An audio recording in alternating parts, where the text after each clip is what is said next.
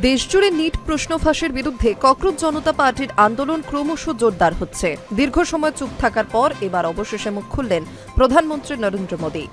সম্প্রতি তিনি বিষয়টি নিয়ে জাতির উদ্দেশ্যে একটি ভিডিও বার্তা দেন। প্রধানমন্ত্রীর বার্তা দিতেই মুখ্যমন্ত্রী শুভেন্দু অধিকারীও যাদবপুরের সাম্প্রতিক আন্দোলন ও কলকাতার সিজেপির নতুন কর্মসূচি নিয়ে মন্তব্য করেন। কারণ দিল্লির পর এবার কলকাতাতে নতুন কর্মসূচির প্রস্তুতি শুরু করেছে সিজেপি। নিট প্রশ্ন ফাঁস মামলায় অভিযুক্তদের বিরুদ্ধে দ্রুত ব্যবস্থা নিতে ফাস্ট ট্র্যাক আদালত গঠনের কথা ঘোষণা করেছেন প্রধানমন্ত্রী নরেন্দ্র মোদী।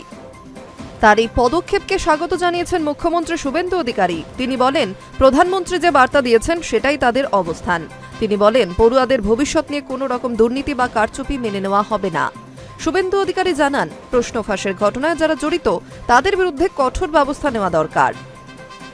সামাজিক মাধ্যমেও তিনি প্রধানমন্ত্রীর সিদ্ধান্তের প্রশংসা করে বলেন, এই পদক্ষেপের মাধ্যমে শিক্ষা ব্যবস্থায় দুর্নীতির বিরুদ্ধে কড়া বার্তা দেওয়া হয়েছে। উল্লেখ্য, এই মামলায় ধৃত সঞ্জীব কুমার ওরফে সঞ্জীব মুখিয়াকে সিবিআই ক্লিনচিট দিয়েছে। তবে তদন্তকারী সংস্থা জানিয়েছে, ঘটনার সঙ্গে জড়িত মূল অভিযুক্তদের চিহ্নিত করা হয়েছে এবং তাদের বিরুদ্ধে আইনি প্রক্রিয়াও চলছে। এই প্রসঙ্গে কথা বলতে গিয়ে যাদবপুর বিশ্ববিদ্যালয়ের সাম্প্রতিক ঘটনাও তুলে ধরেন মুখ্যমন্ত্রী।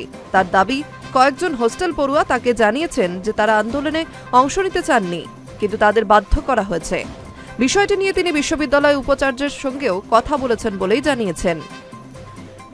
মুখ্যমন্ত্রী শুভেন্দু অধিকারী বলেন, গণতান্ত্রিক দেশে মিছিল, মিটিং বা প্রতিবাদ কর্মসূচি করার অধিকার সকলেরই আছে, কিন্তু কাউকে জোর করে আন্দোলনে সামিল করা উচিত নয়। শান্তিপূর্ণ ও গণতান্ত্রিক আন্দোলনে সরকারের কোনো আপত্তি নেই বলেও তিনি জানান।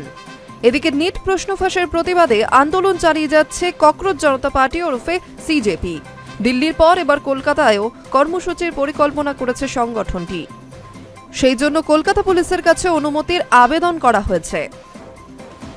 সূত্রের খবর, দেদীপ্য গঙ্গোপাধ্যায় নামে এক ব্যক্তি, যিনি নিজেকে সিজেপি সদস্য বলে পরিচয় দিয়েছেন, তিনি কলকাতা পুলিশের কাছে ইমেল করে মিছিলের অনুমতি চেয়েছেন। প্রস্তাব অনুযায়ী শুক্রবার বিকেল 4টে কলেজ স্কোয়ার থেকে রানী রাসমণি রোড পর্যন্ত মিছিলের পরিকল্পনা।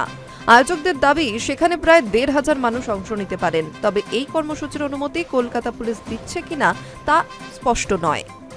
প্রসঙ্গত, নিট প্রশ্ন ফাঁসের প্রতিবাদে গত সোমবার সংসদ অভিযানের ডাক দিয়েছিল ককরোচ জনতা পার্টি।